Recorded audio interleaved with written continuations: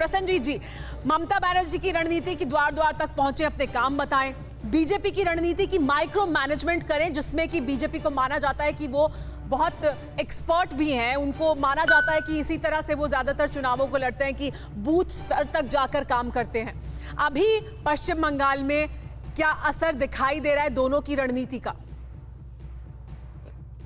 देखिए, अगर इसी तरह से चले तो ठीक है। मतलब ये राजनीति से जुड़े हुए दोनों पार्टियों की तरफ से अपना काम करने का तरीका है। अगर यहाँ तक सीमित रहे तो ठीक है, लेकिन जिस बात को लेकर आप लोगों ने ये प्रोग्राम शुरू किया है, मैं उसी बात पर थोड़ा वापस जाने की कोशिश करूंगा। और मेरा चिंता इसी बात का है कि पॉलिटिकल वायलेंस बंगाल में अगर ये बंद नहीं हुआ, चाहे वो द्वारे सरकार हो, चाहे वो माइक्रो मैनेजमेंट हो, कुछ भी बंगाल के लिए फायदेमंद नहीं होगा।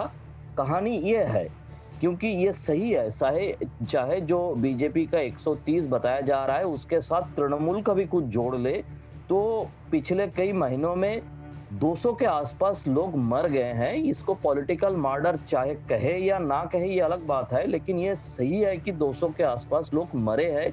और चुनाव आते आते अगले 5-6 महीना में और कितने लोग मरेंगे ये बोलना मुश्किल है। मेरा कहना यह है कि एक इंडिपेंडेंट ऑब्जर्वर के हिसाब से, चाहे वो द्वारे सरकार हो, चाहे वो माइक्रो मैनेजमेंट हो, अगर वो राजनीतिक रणकौशल है, अगर राजनीतिक एक्टिविटीज है तो उस तरह से ही करे, राजनीति के हिसाब से करे। ठीक है, बड़ी बात कह रहे हैं और अहम बात है, जड़ में यही है असल मुद्दा। एग्जैक्टली, R9 नाम का एक माइक्रो मैनेजमेंट प्रोग्राम में बीजेपी का एक लोगों को मारा गया है।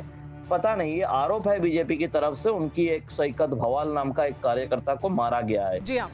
एक इसका अगर कुछ उल्टा असर पड़े तृणमूल कांग्रेस के ऊपर तो तृणमूल कांग्रेस के एक लोग मारा जाएंगे। पूरे देश में हम काम करते हैं और पूरे देश में हमारी छवि को एकदम कालीमा लगाया जाता है इस पॉलिटिकल वायलेंस को लेकर। और मेरा ख्याल इस पे है कि सब पार्टियों को पॉलिटिकल सबसे अहम मुद्दा आपके मुताबिक ये है, सबसे अहम मुद्दा ये है और इस पर सभी दलों को एक मत होना चाहिए, एक तरह से सोचना चाहिए। फिक्र आपकी, सोमवार से शुक्रवार रात 9 बजे सिर्फ TV9 भारतवर्ष पर।